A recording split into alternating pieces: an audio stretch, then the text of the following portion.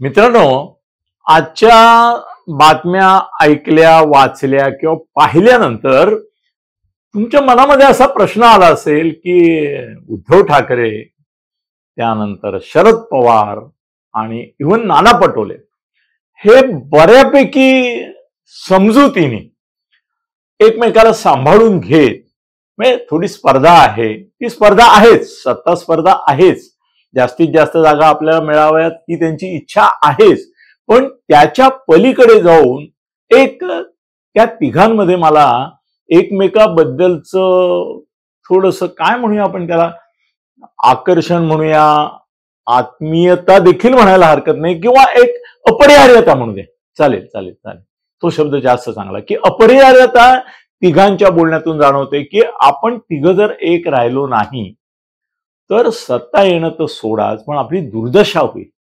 आपण एकमेकाशी जमवून घेतलंच पाहिजे. थोडे इकडे तिकडे होईल, ओढाताणी होईल. काही वेळेला काय असतं की हे नेते बनेल असतात, ते आपल्या कार्यकर्त्यांना वाटावं की आपण भांडलो त्यांच्यासाठी. याचं कारण काय, शेवटी सीट कमी जास्त होतात, त्यावेळी तिथले लोक नाराज होतात. ते शरद पवारांवर होत नाही, उद्धववर होत नाहीत, किंवा तुमच्या नाना पटोलेवर होत नाहीत. ते नाराज होतात, ते आमचा हितसंबंध तुम्ही जपला नाही म्हणून त्याच पक्षाच्या नेत्यावर होतात.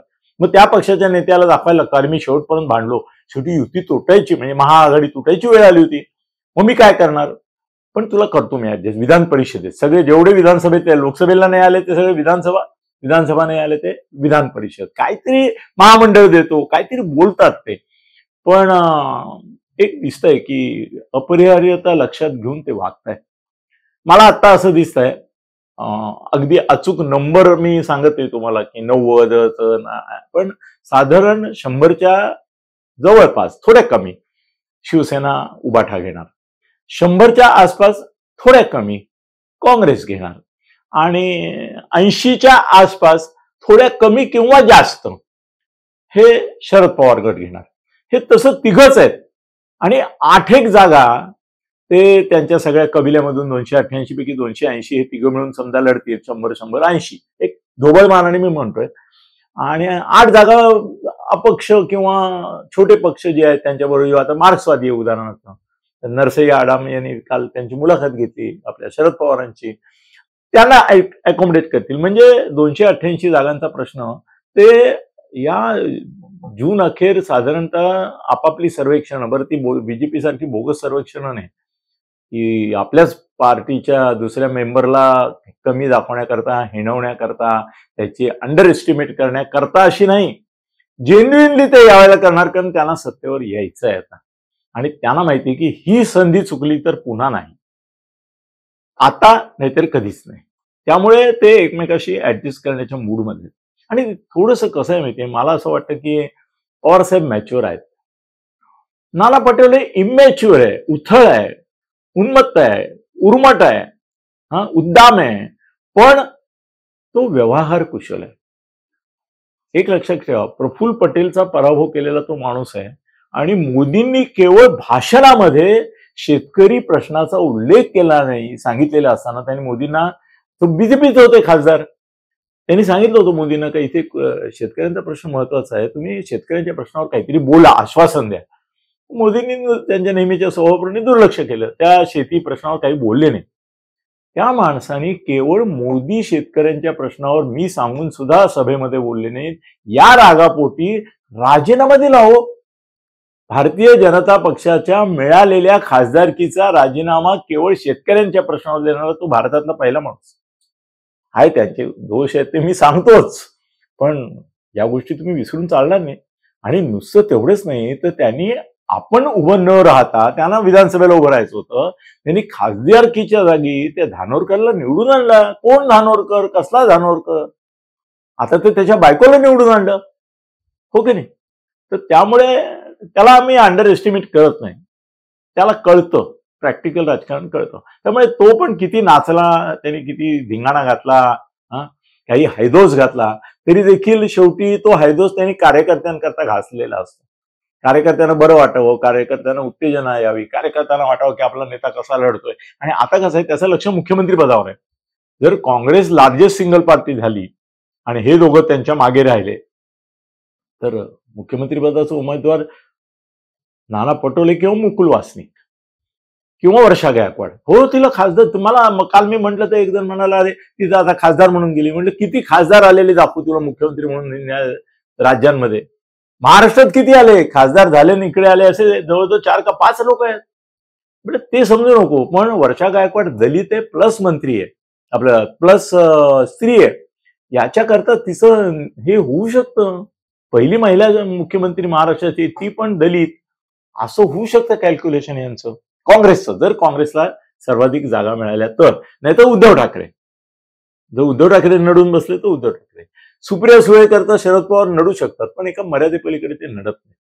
आणि कदाचित शक्यता अशी आहे की ते आता या 5 वर्षामध्ये किंवा या पुढल्या 2.5-5 वर्षामध्ये तिला, सुप्रियाला केंद्रातच स्थिर होऊ देतील.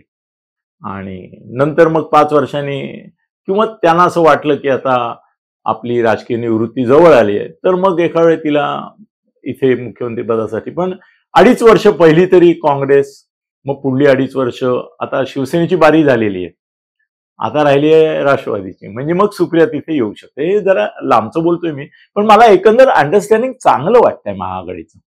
आणि ते फार काटकस हे न करता, काथ्याकूट न करता, फार वाईटपणा न घेता, एकमेकाला शिव्या न देता ओव्हरऑल सांभाळून घेतील असं वाटतंय. पण महायुतीबाबत मला चिंता वाटते. हो, मित्रच आहेत आपले सगळे, आपण प्रेम करतो असे मित्र आहेत, आपण समर्थक आहोत त्यांचे, उघडपणे समर्थक आहोत.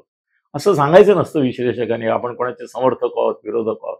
तरी मी सांगतो की येस, ते जसं राज ठाकरे म्हणाले की माझा पाठिंबा मोदींना आहे, भाजपला नाही, पण त्यामुळे मला भाजपच्या उमेदवारांना पाठिंबा द्यावा लागतोय, महायुतीच्या उमेदवारांना पाठिंबा द्यावा लागतोय. तसं आपलं आहे की आपण वरती मोदींना पाठिंबा दिला म्हणून अनेकांना दिला. तसंच इथे पण आहे, नाही का, की आपण शिंदेना पाठिंबा देतो म्हणून त्यांच्या लोकांना देतो, फडणवीसांना देतो. पण नाही जमत आहे. फडणवीसांच्या तर हाताबाहेर गेलाय. तर आज काही महत्वाच्या भेटीगाठी आहेत, ते भेटणार आहेत. कुणाला? अमित शहांना. आणि कदाचित आज अमित शहांच्याकडून त्यांना आयदर निर्णय मिळेल की तुम्ही महाराष्ट्रातच राहायचंय, निवडत्या निवडणुकीमध्ये भाजपचं नेतृत्व करायचंच आहे, सक्ती, असा जरी आदेश मिळेल, नाही तर तुम्हाला केंद्रात घेतो आम्ही. आता एक राज्यसभा 2 बाकी आहेत, त्याच्यामधली एक तर राज्यसभा आता हे म्हणतात अजितदादा की आम्हाला द्या. पण फडणवीसच उमेदवार असतील तर अजितदादांचं काहीच चालणार नाही, तर त्यांना देतील ते. तर मग ते तिकडे जाऊ शकतात, म्हणजे केंद्रामध्ये मंत्री पण होऊ शकतात. काय सांगतात आज अमित शहा ते बघावं लागेल.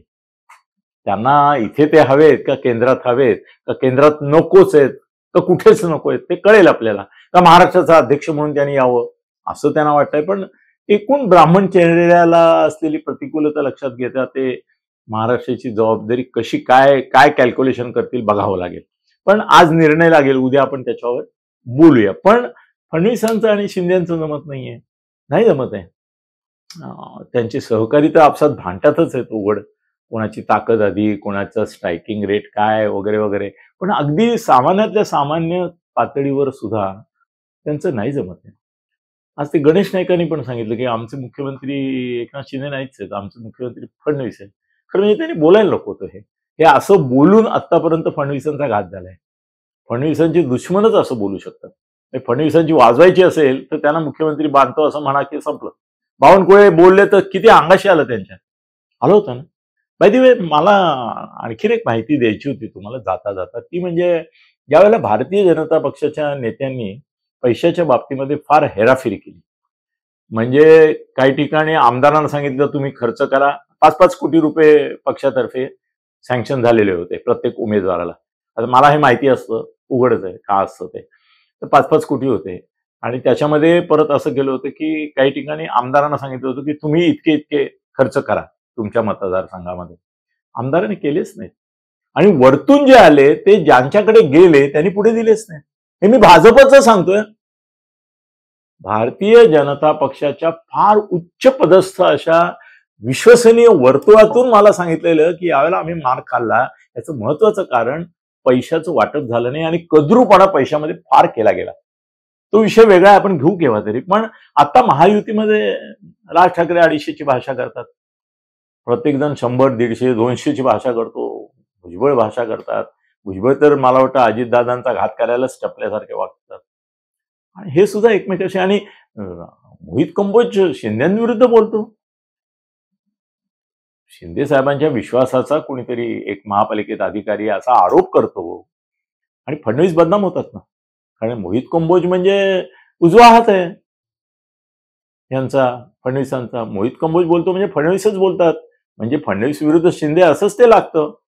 काय गरज होती? आणि परत ते ट्विट मागे पण घेतो बांबू आल्यावर. आता बांबू कुणी मारला? शिंदेनी मारला का फडणवीसांनी मारला? की बाबा तू शिंदेना असं दुखावतोयस, त्यांच्या खास माणसाबद्दल बोलतोयस आणि वाटेल ते बोलतोयस, तुझी वाट लागेल. आणि तो अधिकारी कोण आहे हे सगळ्यांना माहिती आहे. तो महापालिकेमध्ये कोणत्या पोस्टवर आहे, त्या पोस्टचा महापालिकेच्या सुरक्षेशी कसा संबंध आहे, त्याचं नाव हे एकच पाल्याचा नायक जो आहे राम गणेश गडकरींचं नाटक, ते नावच त्याचं कसं आहे, त्याचं आडनाव कसं एका उच्चपदस्थ मंत्र्याचंच आहे आडनाव, हे सगळ्यांना माहिती आहे. मी तुम्हाला किती क्ल्यू दिले, 3 क्ल्यू दिले. त्यांनी जर वाट लावायची तर त्याला माहिती आहे, तो पोचलेला माणूस आहे. या लोकांची दलाली त्यांनी बंद केली, त्यामुळे ते चिडले असं त्याचं म्हणणं आहे. त्याचं म्हणणं मी सांगतोय, त्या माणसाने स्वतःवर घेतलेलंच नाहीये, त्यामुळे त्याचं नाव आलेलं नाही. तो गप्प आहे. ज्या दिवशी हे नाव घेतील त्या दिवशी तो दाखवून देईल की तो काय चीज आहे ते, आणि त्याला दाखवून द्यायला बळ पण भरपूर आहे त्याच्या मागे. पण हे काय चाललंय? मला असं वाटतं की महायुती आत्मनाश आणि आत्मघाताकडे निघाल्यासारखी वाटते.